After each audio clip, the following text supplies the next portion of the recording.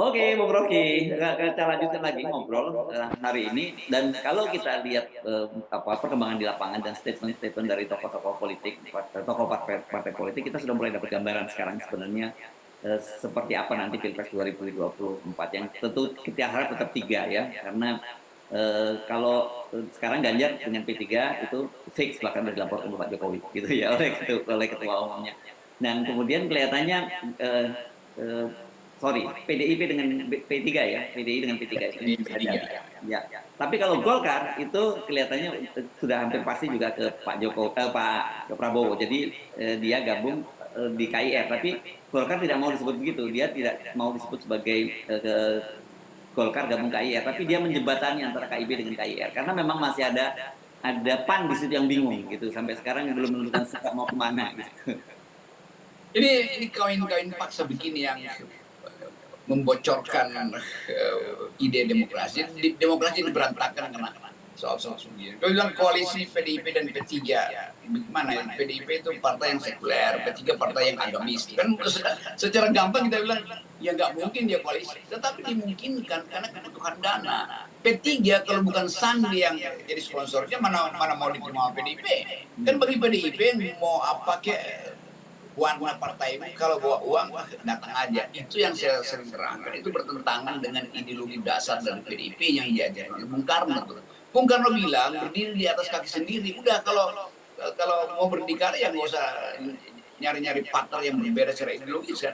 Kita bayangkan misalnya P3 partai yang basisnya agama, PDIP partai yang basisnya sekuler. Waktu bikin kebijakan bagaimana transaksinya coba? Kan itu dasarnya kan, kekonyolan itu di situ. Tapi orang paham loh yang datang ke PDIP kan bukan P3 tetapi Sandi. Yang datang apa? Ideologi Islam, bukan duit yang datang ke situ. Jadi ngaco langsung acara itu. Nah sebaliknya di Pak Prabowo lebih masuk akal karena Gerindra dan Golkar itu ya dua-duanya membutuhkan sinyal teknokratik.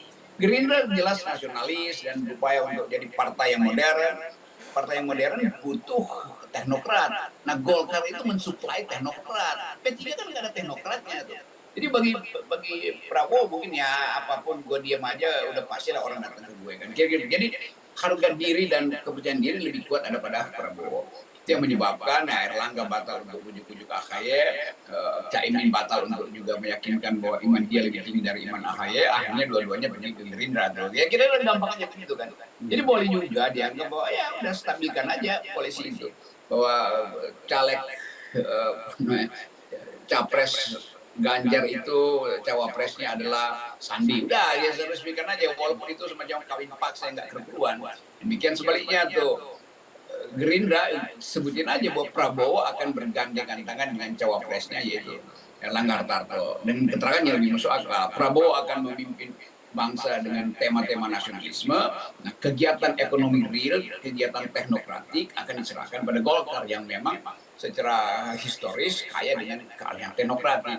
Jadi tergabung di situ kan. Jadi itu lebih masuk akal tuh. Dan yang kurang masuk akal adalah kalau Anies akhirnya dibatalkan justru oleh Nasdem. Karena Nasdem kan sebetulnya pada waktu awal kan menyebutkan 3 calon selain Anies ada apa namanya Andika dan ada siapa satu lagi ya. Ganjar. Ya Ganjar tuh. Jadi mungkin juga Nasdem masuk angin lalu ya udahlah berbalik arah lagi narik dukungan pada Anies. Itu yang kita sebut pelanggaran etis luar biasa. Nah, karena itu kita dorong Anies untuk pada satu saat Anda harus hitung bahwa kemungkinan Anda untuk dibatalkan harus menemukan jalan yang lain yang kita sebut sebagai memimpin gerakan rakyat. Kan itu ya intinya kan supaya jadi ramai. Lain kalau ada kesempatan misalnya calon independen tuh ya kita bisa olah sama-sama kan. Tapi mungkin juga dalam keadaan semacam ini ada calon-calon independen yang datang dari oposisi non partai. Jadi tokoh-tokoh yang vokal itu juga bisa bergabung untuk menuntut ada alternatif calon independen. Ada di Ramli di situ, ada Gatot segala macam. Dan mereka justru mesti berkumpul di situ supaya kemampuan rakyat menilai, oke, Anies mungkin dibatalkan, Anies akan bergabung dengan faksi yang namanya calon independen, koalisi calon independen misalnya. Jadi bagian-bagian itu mesti kita hitung juga, karena memang 100 hari ke depan juga ini tinggal 3-4 bulan ke depan. Semua hal bisa dibatalkan oleh keadaan ekonomi dan perkembangan global. Ya. Dan kelihatannya upaya kendati Erlangga Hartarto dan Caimin gagal bujuk Demokrat, kelihatannya upaya-upaya mengganggu Demokrat nggak berhenti ya, Bung Rocky ya. Mungkin kita bisa kesimpulan juga di Mahkamah Agung bisa selesai juga karena terlampau kasar sekali kalau sampai diambil alih melalui Mahkamah Agung. Tetapi saya membaca ini, saya tidak tahu apakah ini tanda-tanda juga di berbagai daerah itu terjadi pengunduran diri sejumlah pengurus Demokrat. Saya baca di Purwakarta, kemudian di Pangandaran dan sebagainya. Nah, kan biasanya kadang-kadang kita mencium hal-hal kecil ini bisa menuntun pada hal yang besar gitu. Ini bukti-bukti kecil yang mengarahkan ada desain besar memang untuk melucuti Partai Demokrat. Sebetulnya bukan melucuti Partai Demokrat, melucuti fungsi Partai Demokrat yang mengusung Anies, kan itu dasarnya kan. Jadi kelihatannya begitu. Kalau soal hukum ya agak berat lah kan.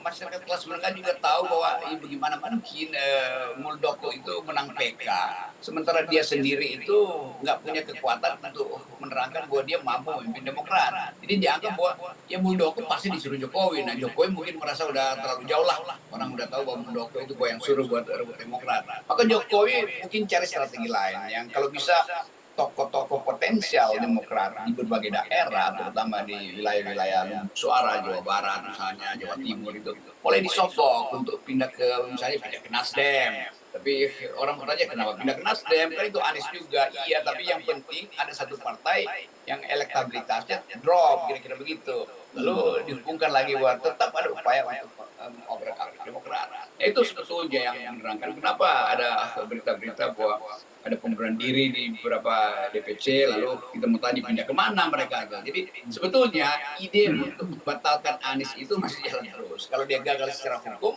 akan dilakukan secara politik. Ya.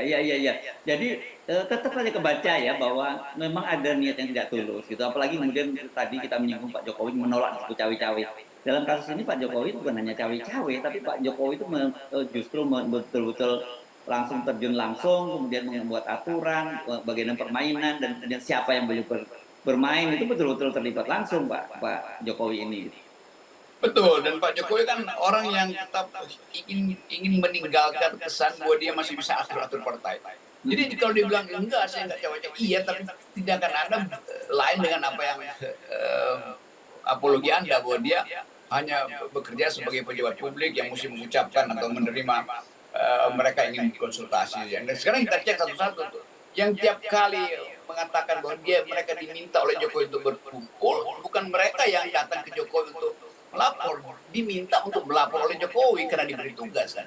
Kan Erlangga diberi tugas untuk ngintai Demokrat dan gagal. PKB juga begitu, P3 begitu. Jadi para pengintai ini sebetulnya juga jengkel bahwa dia disuruh mengintai, tapi yang menyuruh adalah presiden, dia bisa balikin juga hasil intaian itu kan. Untuk apa ya? Untuk tadi ini betul-betul semacam kasak kusuk dalam politik keraton di dalam tradisi politik Jawa kan, kasak kusuk dan gak ada sinyal, tiba-tiba ada pemberitaan. Jadi sekali lagi soal etik tadi itu yang membuat kita merasa ya memang mesti ada pemimpin yang filter pertama etikability, baru intellectuality, baru stability. Itu selalu akhirnya rumusnya begitu. Ya. Oke. Tapi dengan perkembangan terbaru ya, kita lihat Golkar akhirnya bergabung dengan Prabowo dan masih tetap mereka bicara soal koalisi besar. Meskipun kan kita tahu dengan tanpa adanya P3 itu kan berarti nggak bisa lagi disebut koalisi besar gitu. Mungkin yang mereka bayangkan tadinya koalisi besar itu PDIP sendirian dan kemudian yang lain semua bergabung, bahkan termasuk Demokrat bergabung dengan Prabowo. Mungkin gitu yang tadinya Pak Jokowi kan. Tetapi dengan cara seperti ini, saya membayangkan kalau gitu siapa yang akan jadi tempat berlindung buat Pak Jokowi setelah ini? Karena bagaimanapun juga kan sebenarnya paling sempurna itu PDIP kan. Karena bagaimanapun Pak Jokowi itu adalah petugas partai kader PDIP. Tapi dengan perkembangan terbaru ini kita kelihatan ada pecah kongsi nih antara Pak Jokowi dengan Ibu Mega itu. Saya kira udah final tuh pecah kongsi itu. Kalau kongsinya masih ada, itu terlihat bahwa Pak Jokowi nanti akan jadi, atau dari awal udah dihidup-hidupkan isu bahwa Jokowi akan jadi tim pemenangan Ganjar. Jokowi akan jadi semacam penasehat tim pemenangan ini. Tapi kalau kita lihat gestur Ibu Mega, ya oke, dipanggil Jokowi, ya lah. Tapi dia tetap Ibu Mega merasa bahwa nggak mungkin lagi dia kasih kesempatan pada Jokowi. Sementara Jokowi kasih sinyal terus pada Ibu Mega bahwa dia bahkan bisa bawa Prabowo jadi wakilnya Ganjar kan. Nah buat Prabowo ini juga mentertawakan walaupun Pak Prabowo dengan lisensi dengan kesopanan seorang prajurit tidak bakal ucapin itu kan. Tetapi kalau kita hitung dari awal, memang Prabowo juga tahu bahwa dia akan diminta lagi oleh sejarah seperti biasanya untuk jadi calon bayangan doang kan. Kalau nggak bisa jadi calon bayangan ya jadi wapres saja yang nggak ada gunanya. Tapi Prabowo ini to be or not to be. Tentu bagi Gerindra juga kalian mulai change kita tuh. Kalau kita partainya 0, boleh aja, tapi kita partai 2 digit loh. Nah Jokowi nggak hitung itu bahwa harga diri Gerindra itu sekarang lagi naik-naiknya tuh. Di mana-mana orang merasa ya Prabowo ada di depan gitu. Karena itu isu-isu yang sampingan kayak ke Jokowi mau kasih kesan dia masih bisa nyuruh Erlangga untuk jadi calon wakil presidennya Prabowo. Ya itu bagi Erlangga, oh iya itu penting juga gue di endorse. Tapi satu waktu Golkar akan bilang, iya ada udah selesai Pak Jokowi. Sekarang eranya Golkar tuh. Jadi kira-kira begitu demikian juga Caimin segala macam. Jadi Jokowi nggak bisa baca gestur asli dari Golkar, gestur asli dari PKB itu, apalagi gestur asli dari Gerindra.